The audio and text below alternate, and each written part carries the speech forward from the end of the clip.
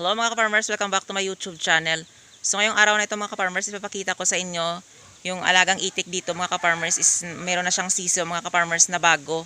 Dito siya nangitlog sa ilalim ng puno ng kawayan. So tara mga ka-farmers, samahan niyo ako at ipapakita ko sa inyo. So ayan mga ka-farmers, dito siya nangitlog. Ayan. Yung kanyang itlog is 8 piraso lang mga ka-farmers. Siguro yung iba baka kinain ng aso kasi doon siya sa ilalim ng itlog. Ayan sa labas na ng bakod kasi ito yung bakod. Ayan. So doon siya ng itlog sa ilalim. Ayan merong 3 pang natira. Kasi mga ka-farmers, kapag mangitlog yung alagang patong ito is madamihan mga ka-farmers, is aabot siya sa 18 or 20 na itlog mga ka-farmers. Pero kaso siguro merong kinain siguro ng aso. Ewan ko lang kung anong nagkain. Ayan merong 3 na natira doon sa ilalim. Baka bugok na yon. At ito yung kanyang mga sisiw, 5 piraso lang. So nung nung November 2 mga ka-farmers, nung nag-vlog ako, dito yung yung ahas na nakita. Dito yun Ayan Buti na lang mga ka-farmers, hindi niya kinain yung alagang itik na nangitlog doon. Ayan Siguro yan din yung kanyang binabalik-balikan dito. Yan dito yung kasi mga ka-farmers na nakita yan.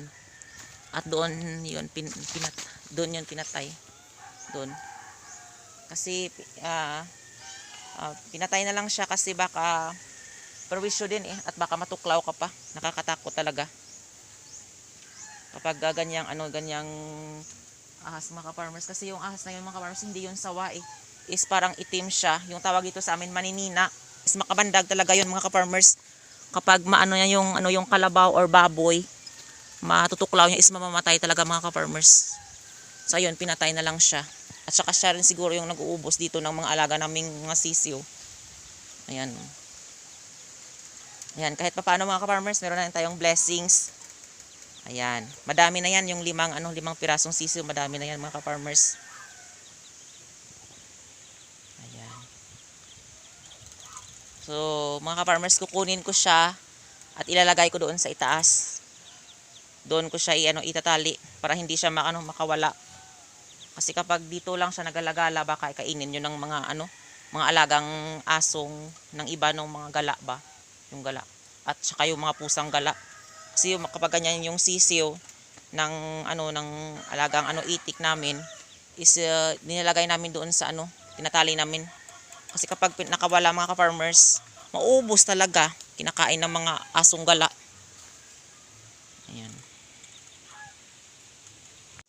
So yan mga ka-farmers, makulimlim naman yung inyong kapaligiran dito. Ayan umuulan na ng pakunti-kunti mga ka-farmers. Ayan.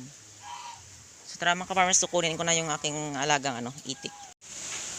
So yan mga ka-farmers, dito lang siya muna nilagay sa loob nitong kulungan. Ayan. Para kahit pa paano safety siya talaga mga ka-farmers sa mga aso at saka sa mga pusang gala at asong gala. Kasi dito siya sa loob. Ayan. Sama yung kanyang mga anak. So mamaya mga ka-farmers, lagyan pa natin dito ng sako. Kasi ito lang yung para hindi siya mabasa ng ulan.